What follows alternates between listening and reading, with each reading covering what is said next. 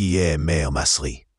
Meir Masri est un universitaire israélien d'origine arabe, souvent invité sur les plateaux de télévision du Moyen-Orient en tant qu'analyste des relations internationales et de la politique étrangère d'Israël.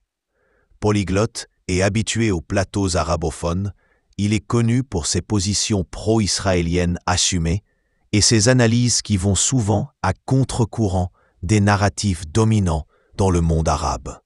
Lors d'une récente émission télévisée diffusée sur une chaîne du Golfe, Meir Masri a déclaré froidement « Aujourd'hui, c'est l'Iran. Demain, ce sera l'Algérie. » Cette phrase, prononcée dans le contexte d'un débat sur l'élargissement potentiel du conflit israélo-iranien, a été interprétée comme une menace à peine voilée contre l'Algérie, qui soutient fermement la cause palestinienne et refuse toute normalisation avec Israël. Pourquoi l'Algérie est-elle ciblée? L'Algérie est perçue par Israël comme un bastion du soutien à la Palestine, tant sur le plan diplomatique que symbolique. Voici quelques éléments qui expliquent cette tension. Refus absolu de normalisation. Contrairement à plusieurs pays arabes ayant signé les accords d'Abraham, l'Algérie reste l'un des rares États du Maghreb à rejeter toute reconnaissance d'Israël. Soutien au mouvement de résistance. Alger soutient ouvertement la résistance palestinienne, y compris le Hamas, considéré comme une organisation terroriste par Tel Aviv. Discours diplomatique ferme. Le président Tebboune et d'autres responsables algériens ont à plusieurs reprises dénoncé l'occupation et exigé la libération totale de la Palestine. Influence militaire régionale. L'Algérie, avec l'un des plus grands budgets de défense en Afrique, est perçue comme une puissance régionale indépendante et difficile à intimider. Réaction dans le monde arabe.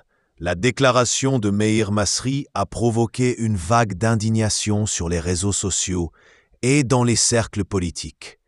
En Algérie, de nombreuses voix ont dénoncé une tentative d'intimidation sioniste et ont appelé à renforcer l'unité nationale et la vigilance. Dans plusieurs pays arabes, même ceux ayant normalisé avec Israël, des intellectuels ont critiqué Masri pour ses propos jugés incendiaires. Certains experts estiment que cette déclaration révèle les craintes d'Israël face à l'alliance stratégique entre l'Algérie, l'Iran et d'autres puissances opposées à la normalisation. Analyse stratégique, simple provocation ou message codé. Certains analystes considèrent que Masri ne parlait pas en son propre nom, mais transmettait un signal clair de la part de l'establishment israélien. Israël sait que l'Algérie est un obstacle à ses ambitions de domination idéologique au Maghreb. Cette déclaration est peut-être le prélude à une guerre médiatique, politique ou cybernétique. D'autres y voient un effet d'annonce, visant à semer la discorde ou à provoquer une réaction diplomatique de l'Algérie qui justifierait ensuite une campagne de dénigrement. La réponse algérienne attendue. Jusqu'à présent, aucune réponse officielle de la diplomatie algérienne n'a été publiée. Toutefois, des responsables proches du pouvoir ont déclaré anonymement que l'Algérie ne se laissera ni intimider ni détourner de son soutien à la Palestine. En conclusion, une escalade verbale à surveiller. Aujourd'hui l'Iran, demain l'Algérie, n'est pas un simple commentaire. Elle s'inscrit dans une logique géopolitique régionale tendue, où les lignes de fracture se durcissent entre les partisans de la normalisation avec Israël et ceux qui prônent la résistance. Cette déclaration marque peut-être le début d'une nouvelle phase de confrontation idéologique entre Israël et l'Algérie. Sur fond de guerre à Gaza et de recomposition des alliances au Moyen-Orient. Discrètement mais sûrement, l'Algérie s'impose comme l'un des rares pays arabes à posséder un programme nucléaire civil structuré, conforme aux standards internationaux.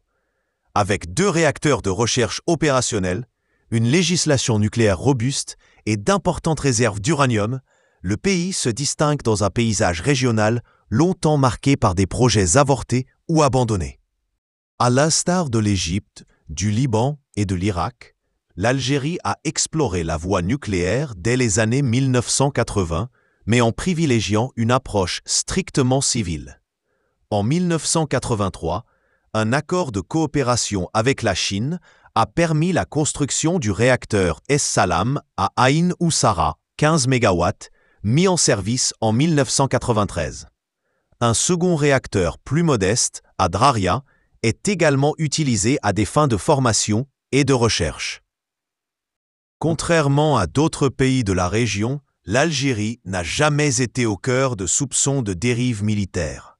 Le pays a adhéré dès 1992 au traité de non-prolifération nucléaire, TNP, et s'est engagé, depuis, à garantir la transparence de ses installations. L'adoption en 2019 de la loi n° 19-05 encadrant les activités nucléaires a été saluée par l'Agence internationale de l'énergie atomique, IEA. Présente récemment à Alger, la juriste Christelle Dria, représentante de l'AIEA, a souligné la rigueur législative remarquable de l'Algérie en matière nucléaire.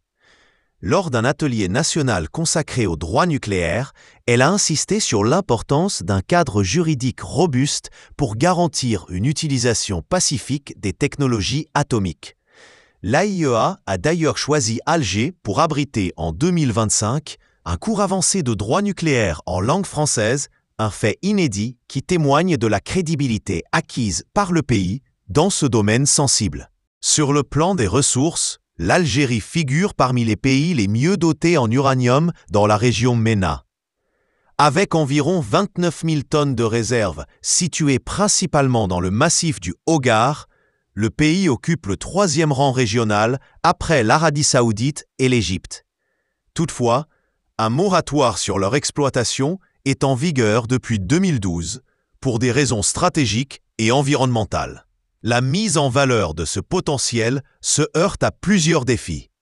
Investissement lourd, plus de 2 milliards de dollars estimés, absence de cadre réglementaire spécifique à l'exploitation minière nucléaire et préoccupations écologiques dans des zones sensibles. Alors que plusieurs pays de la région, comme l'Arabie saoudite avec son projet de 17 gigawatts nucléaires, ou l'Égypte avec la centrale de Dabaa, intensifient leurs ambitions nucléaires, l'Algérie pourrait à moyen terme reconsidérer sa position. La transition énergétique mondiale, la pression climatique et la nécessité de diversifier les sources d'énergie offrent un contexte favorable à l'essor du nucléaire civil.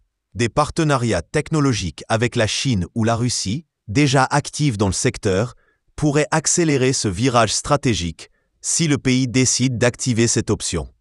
Loin des velléités militaires ou des échecs retentissants observés dans d'autres capitales arabes, l'Algérie a bâti un programme nucléaire civil discret mais solide, axé sur la formation, la recherche et la santé. Avec ses ressources naturelles et son cadre légal salué à l'international, elle dispose désormais des atouts nécessaires pour transformer son potentiel atomique en levier stratégique au service de son développement.